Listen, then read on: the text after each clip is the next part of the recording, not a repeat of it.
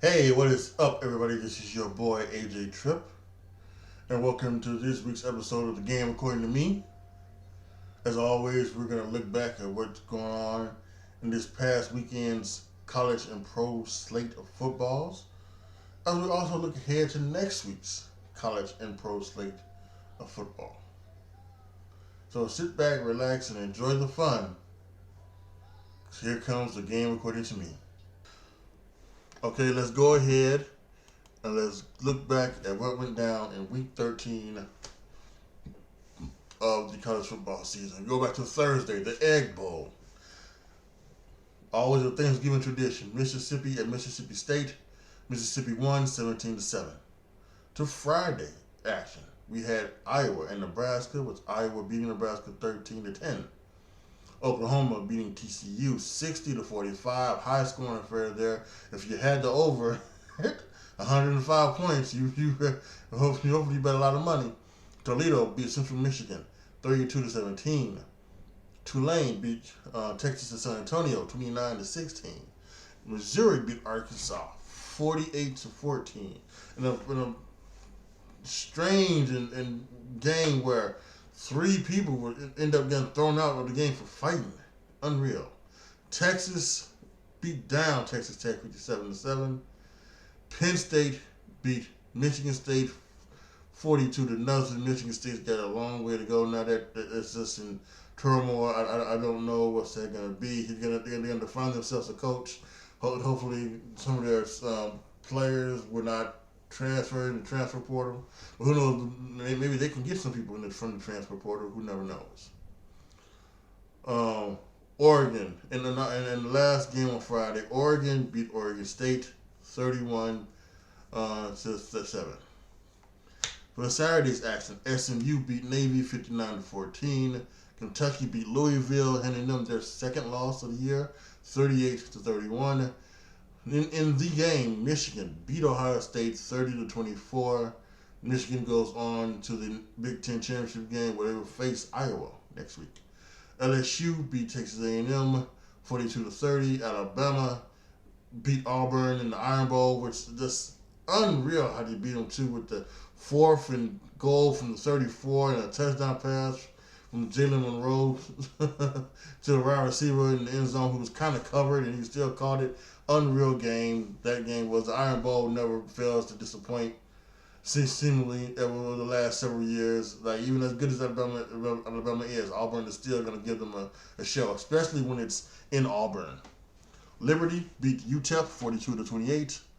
Arizona beat Arizona State, 59-23. Oklahoma State beat BYU 40-34. Oklahoma State moves on to the Big 12 title game. James Madison beat Coastal Carolina 56-14.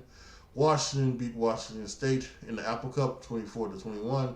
And by the way, even though Washington is moving on and Washington State is staying in the Pac-12 or the Pac-2, as it seems like it's going to be called, they signed a contract. The Apple Cup will still happen at the end of every year, so that's a great thing. Rivalry still staying alive. Without Jordan Travis, Florida State still beats Florida 24-15. They move on to the ACC championship game. Notre Dame beat Stanford 56-23. Even though I couldn't see it because I don't have the Pac-12. I'm trying to get all the sports packages, and somehow the Pac-12 is not part of the sports package. Anyway, Georgia beat Georgia Tech in clean old-fashioned hate, 31-23. And North Carolina beat North Carolina actually lost to North Carolina State, 39-20. Now let's look ahead to what's coming up this week in championship week, the championship weekend for college football. New Mexico State is facing Liberty Friday, December 1st. Also Friday, December 1st, we have Oregon taking on Washington in the Pac-12 championship game. Talked about the Big 12 championship game back on Saturday. Oklahoma State is at Texas. How about the MAC championship game? Miami of Ohio at Toledo.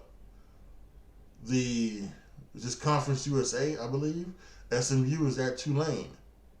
The SEC championship game, probably the biggest game there is, Georgia at Alabama. Because if Alabama beats Georgia, it's more than likely that Alabama will could possibly pop up into the top four, even if Louisville, even if Florida State and Michigan and Washington all win their games. It's a very interesting thought there. Michigan again against Iowa in the Big Ten championship game, and the ACC championship game is Florida State and Louisville. There's a few other championship games I'm missing.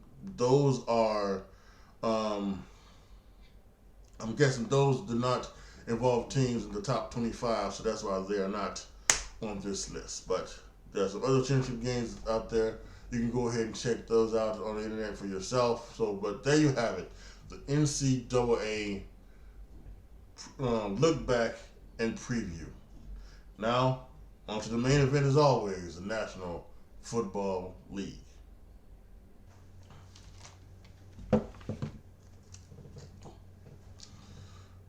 Okay, now to the NFL. As we head back to Thanksgiving, and I hope everybody had a wonderful Thanksgiving. I know I did. We go back to the Packers beating the Lions 29-22. Jared Goff, who has been playing excellent for almost over a year now, has back-to-back games of multiple turnovers, and looks like hopefully he will take this extra long week to try to get back on top and try to deal with those turnovers from these past games. Because right now they're hurting them big time. We've got the Cowboys beating the Commanders 45-10. Deron Bland, his fifth interception return for a touchdown, breaking the single-season all-time record for doing so. And the 49ers beat the Seahawks 31-13.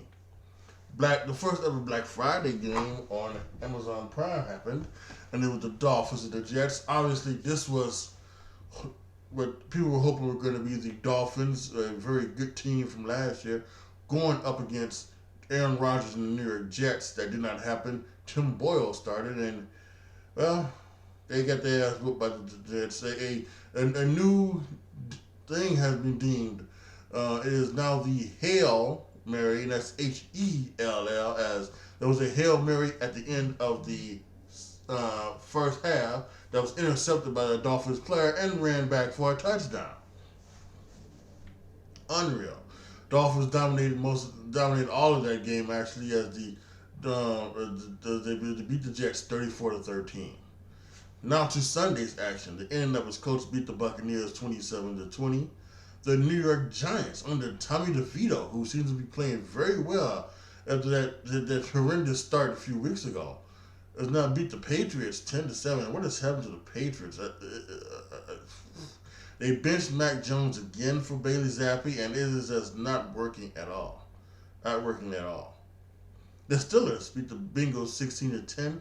This is the first time since 2021, I believe, that the Steelers had over 400 yards of total offense. Unreal. They beat the Bengals 16-10. The Titans beat the Panthers 17-10, costing Frank Wright his job. And I gotta tell you something. I think David Tepper here, David Tepper is going to be another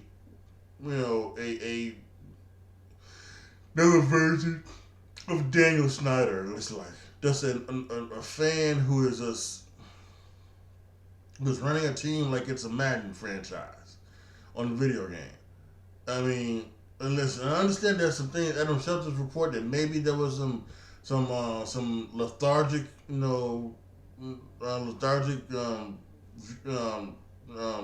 actions from Frank Reich. Maybe acting like maybe that wasn't what the place he wanted to be at and things like that. But when you're 1-11, it can get that way where you feel kind of down. And so, but David Tepper has decided to push on and move on, and I think Dan Orlovsky said it correctly. They probably set back Bryce Young, at least a year in his development. They're doing the right thing by having them play and having them go through all of these growing pains and things like that. But now you're gonna keep him. You're gonna take him unless they keep one of the two guys there, Josh McCown or Jim Caldwell, and keep him in that offense. He's gonna learn. He has to learn new offense and everything like that. So it's going to be this could set back Bryce Young an entire year, maybe even two. And unlike what's going on with the Bears, this was happening in the Panthers this is what happens when you talk about maybe ruining a quarterback. Now that's not to say that Bryce Young maybe wasn't could have been a great quarterback, anything like that. But I think doing stuff like this is what ruins quarterbacks, from anything happening. Not what the Bears are doing, like a lot of people think. The Jaguars had a great game against the Texans. Talk about a quarterback who's not being ruined down the Texans and down in Houston. C.J. Stroud, another 300-yard game, 4 straight 300-yard games for C.J. Stroud, but came up just short of a yard and a half short of tying the game on a field goal. But the Jaguars win 24-21. The Falcons beat the Saints 24-14. Another home victory for Desmond Ridder. Unreal. The Rams beat the Cardinals 37-14. The Broncos beat the Browns 29-12. Myles Garrett came out from an injury with that game. We'll see what happens if he plays. Game of the week, maybe of the year, the Bills and the Eagles 37-34 in final overtime. I gotta tell you guys, I just don't know how you take a look at that game, take a look at the way that Josh Allen played, and not say he's the best quarterback in this league. I just don't know how you do it. Now, you can't say that because of Patrick Mahomes and what he's done, and 2 Super Bowls and 4 consecutive AFC Championship games, or maybe it's 5, and they've all been at home and everything like that. And so, but Jesus Christ, that his talent is unreal. And that game, that loss is not on Josh Allen. That loss is on that the head coach / defensive coordinator. Because how do you not know if they're not gonna do a quarterback run? They're not gonna do a quarterback run. When they get into the red zone with Jalen Hurts, how do you not know that? And how do you just not know? How do you not force Jalen Hurts to throw it somewhere else? Because Jalen Lowski said it when they went down to kick the field goal, he completed 5 consecutive passes to his left. Never once tried to make him throw it to the right. So it's just awful. The Chiefs beat the Raiders 31-17 after being down 14-0, coming back with a 31-3 advantage over the Raiders to finish that game off. That's probably also another reason why Patrick Mahomes is I guess the best quarterback in the NFL, but I don't know. After seeing Josh Allen, the Ravens beat the Chargers 20-10. And Sunday Night Football. And last night, my Bears beat the Vikings 12-10. In a game where it looked like both teams were trying to give it away. 4 turnovers for the Vikings, 4 interceptions for Josh Dobbs. Justin Fields had 2 fourth quarter fumbles, just unable to hang on to the ball. Two tails of quarterbacks here. Josh Dobbs, he came off the bench in that game against Atlanta. He played well, and then I think the next game was the game at home against the Saints where he also played well. And so maybe you started to think something. But the last couple of games against Minnesota and this game against here in Chicago, against Chicago, kind of maybe brought Josh Dobbs back to earth a little bit, and maybe because even I was thinking, where Josh Dobbs is playing, maybe you've got a quarterback of the future. Josh Dobbs is still relatively young.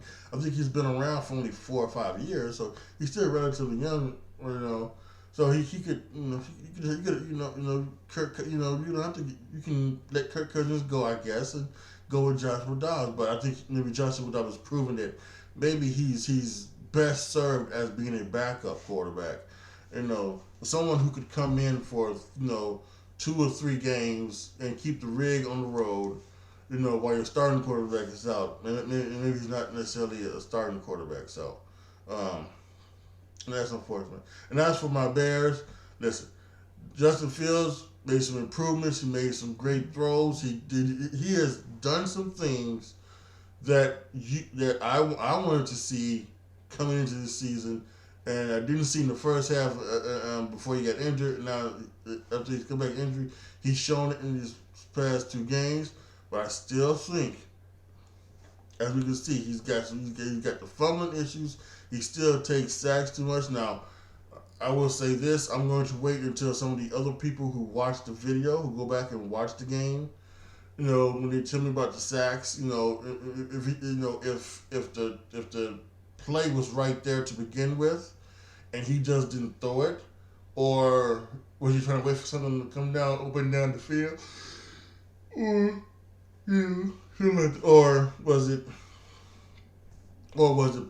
receivers not getting open? So I want to wait to see about that, but I'll take my things from them, the guys who are watching the tape, but still taking sacks, holding the ball on to the wrong, not waiting the last minute to try to throw it away, running too much. He had 12 runs, and this is just. It's way too much for me. The more and more I'm ready for not only for to move on from Justin Fields. I think I'm ready to move on from Luke Getsy as well, because Luke Getsy is also calling the plays. He is calling these quarterback runs for him, and I'm ready for Luke Getsy to go, and then ready for them to go. Yes, in the new season, draft another quarterback or get a trade for another quarterback or whatever, and then get a new OC, someone who's not going to call, quarterback runs, and they're going to call RPOs, for the quarterbacks, because Justin's not going, rarely will Justin, make the right read. He'll give it all, he'll do it sometimes, but most of the time he's gonna try to take it himself.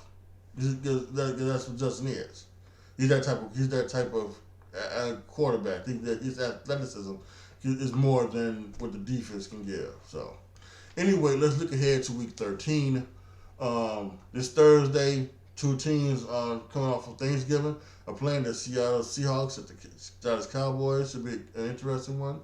In Sunday's action, we got the Colts at the Titans, some AFC South stuff.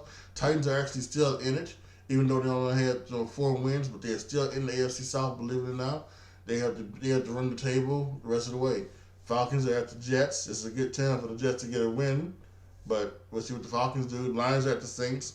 Again, 2 uncharacteristically bad games for Jared Goff. He's got to come back and get back on track and help the Lions beat the Saints in New Orleans.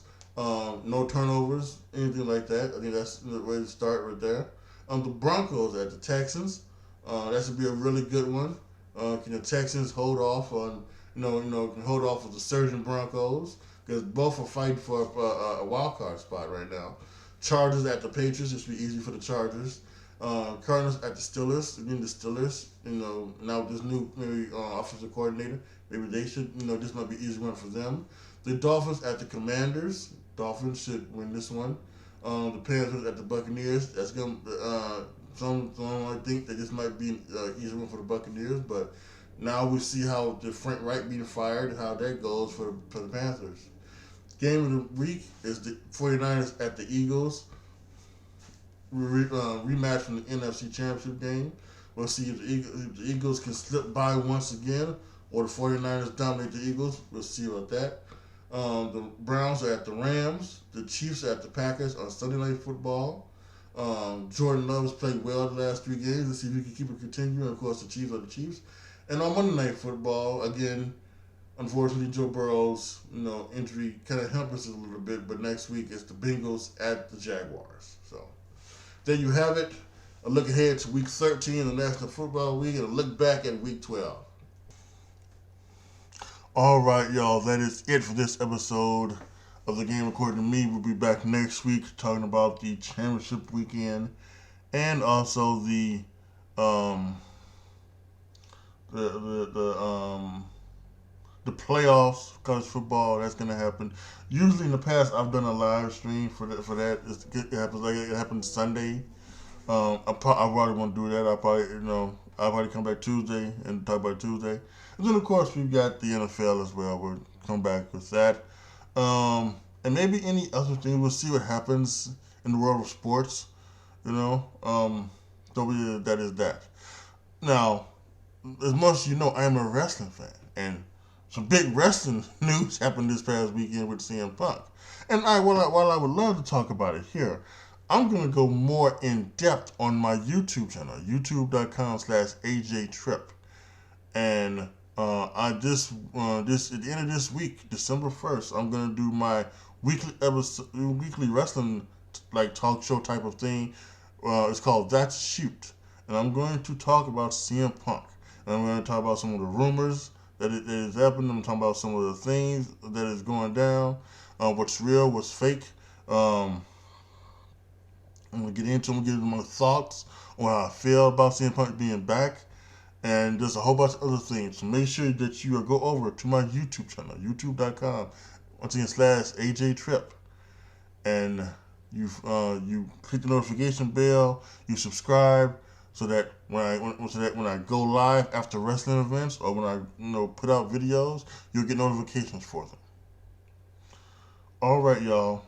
That is gonna be it for this week's episode of the Game According to Me. Thank you guys once again for listening so much. I appreciate it.